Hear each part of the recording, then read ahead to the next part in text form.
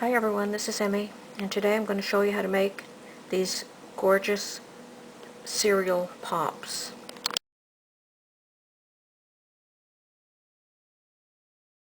First you'll make your cereal base. Place a heavy skillet on a burner, melt some butter in the pan. There's no exact amount. All you want is to get some fat in the pan so that your marshmallows will melt more quickly. I'm just going to add about half a bag. As soon as they melt down some, I'm going to add my Rice Krispies cereal. Again, I like to keep everything simple, so I'm not going to measure. I'm just going to add enough to make what I think looks like the right amount. Okay, so that looks good enough for me because they're going to continue to melt even after I put the Rice Krispies in.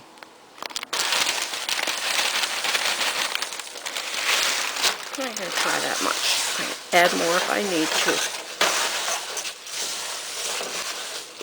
There's no right or wrong way because once the marshmallows cool down, they're going to congeal anyway, so it's not like they'll turn out runny or anything. And I'm just going to add a little bit more, and actually I turn my heat down a little bit since they're all melted now. Just add a little bit more. Alright, this is looking perfect. Okay, so now we can remove this from the burner. And while I'm waiting for my cereal to cool down and get ready for me to shape them into balls, I put chocolate chips here in little containers in my cast iron container, just any pot with some water so that they melt down.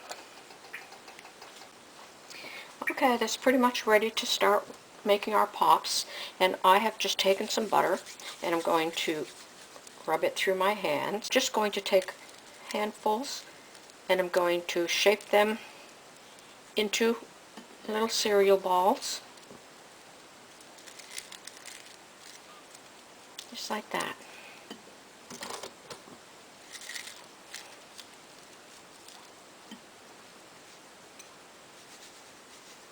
And I'm going to place these cereal balls in the freezer just to help get the chocolate to harden up faster. Not all chocolate chips are going to melt at the same speed, so these ones are all nice and melted, and these other ones aren't, so I've just added just a little piece of butter, and that's going to help them to melt down. Okay, our chocolate's starting to look good to go. I took the cereal pops from out of the freezer, and I'm just going to stick a hole in like this, but I don't want them to come out again.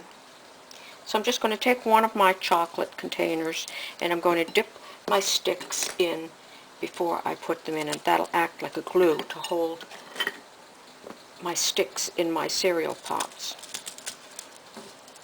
Like that. Okay, I'm all set up. I put a piece of paper towel underneath my glass tumbler here because as I make them I'm going to just prop them up in here. Okay, so let's get started. You're going to take one of your pops and you can either dip it and roll it, which is what I'm going to do with this one. Just going to roll it into, and I'm just making a small batch here so I may have to maneuver my chocolate with my spoon. And because these are frozen, these are going to set up really, really quickly. So then I'm just going to move down and sprinkle a few things on it. I hope you'll be able to see me. I'll do some of these.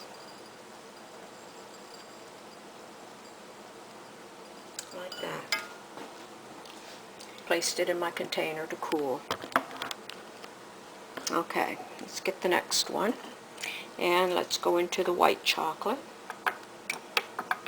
And I'm going to spoon it on. Going to sprinkle some little milk chocolate chips while my chocolate is still setting up. Like that. And I'm going to put that over there. And I have to help it along, so I'm just making a small batch. If I was making a bigger batch, I'd have more chocolate. So there's my butterscotch one. And I think I'll sprinkle some green sprinkles on this one. Like that. We'll put that over there to cool. Okay, here are our finished cereal pops. And that would be great for a kid's party. Put a whole lot of these on top of a birthday cake. That would be cute. And they're all different, but they all look very yummy. And I'm going to show you what you can do with these if you're going to an adult grown-up party.